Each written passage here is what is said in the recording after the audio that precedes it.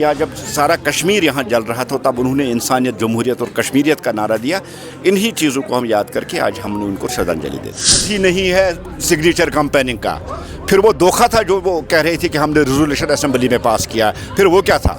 National conference fail हो चुकी है, नेशनल कॉन्फ्रेंस डिलीवर नहीं कर पा रही है, 10 महीनों में कुछ नहीं कर पाया। लोगों का अटेंशन डाइवर्ट करने के लिए कभी वो रेजोल्यूशन की बात करते हैं, कभी स्टेटहुड, और अब एक नया शोशा जो उन्होंने डाला है वो सिग्नेचर कैंपेन। देश के प्रधानमंत्री जी ने कश्मीर में आके कहा कि मौजूद वक्त पे स्टेटहुड वापस दिया जाएगा। नेशनल कॉन्फ्रेंस का अंदरूनी मसला है। आगा साहब क्या कहते हैं, उमर साहब क्या कहते हैं, ये नेशनल कॉन्फ्रेंस देखें। नेशनल कॉन्फ्रेंस का असली मसला है हम अकेले हैं, अकेले थे। सबसे बड़ी पार्टी है दुनिया की, देश की, जम्मू कश्मीर की।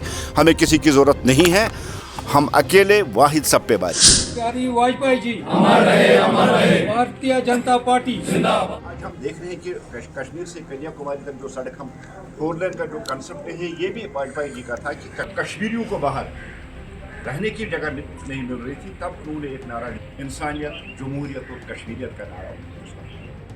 देखिए, आज भारत रत्न अनजानी अटल बिहारी वाजपेयी जी की डेथ एनिवर्सरी और भारतीय जनता पार्टी कश्मीर ने आज उनको श्रद्धांजलि दी है, क्योंकि वाजपेयी जी का इंडियन पॉलिटिक्स में बहुत बड़ा नाम है। 3 बार देश के वज़ीर आज़म रह चुके और बड़ी बड़ी उन्होंने जो रिफॉर्म्स किए उनको आज हमने याद किया। खासकर भारतीय जनता पार्टी को 2 सीटों से गवर्नमेंट तक लाने में उनका बहुत बड़ा रोल रहा है।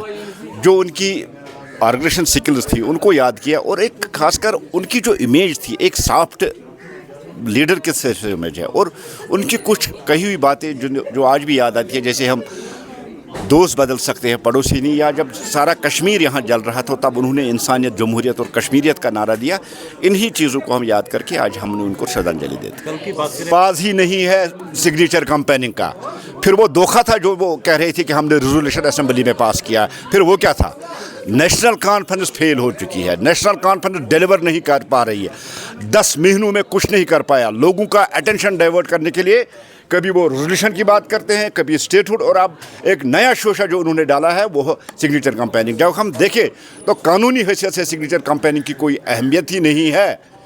ऐसे पॉलिटिकल स्टेटस से स्टेटहुड आने वाला नहीं है। हमें सुप्रीम कोर्ट के फैसले का एहतराम करना चाहिए, हर एक शहरी को, हर एक सिटीज़न को।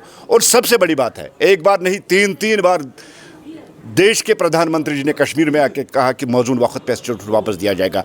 देश के गृह मंत्री ने कहा।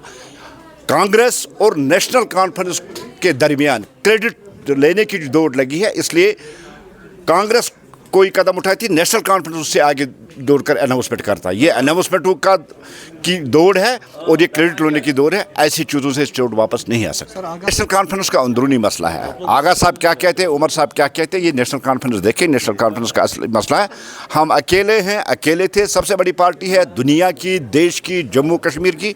हमें किसी की ज़रूरत नहीं है, हम अकेले वाहिद सब पे बारी है।